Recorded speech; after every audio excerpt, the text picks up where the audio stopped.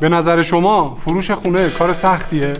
قطعاً برای من نه. با شرایطی که خونه من داره به راحتی آب خوردن این کار انجام میشه.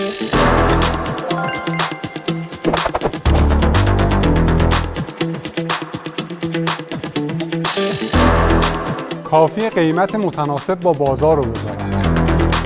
فکر میکنم این قیمت مناسبیه و به راحتی فروش میده. باید عکاسی مناسبی از خونه داشته باشم تا توی سوشال مدیا مارکتینگ بهتری داشته باشم.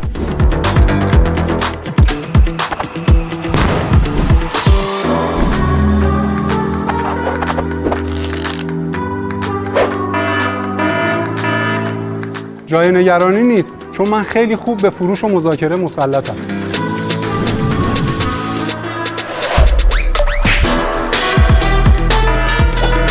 فکر کنم باید از یک ایجنت خوب کمک بگیرم. ایجنت خوب. حالا این ایجنت خوب کی هست؟ چه ویژگی هایی داره؟ چطور میتونه به ما کمک کنه؟ من میخوام بهتون نشون بدم که یک ایجنت خوب چطور میتونه تأثیر بزرگی توی میزان رشد سرمایه شما داشته. تأثیر بزرگی روی رشد سرمایه شما. با من تماس بگیرید همین امروز، همین حالا.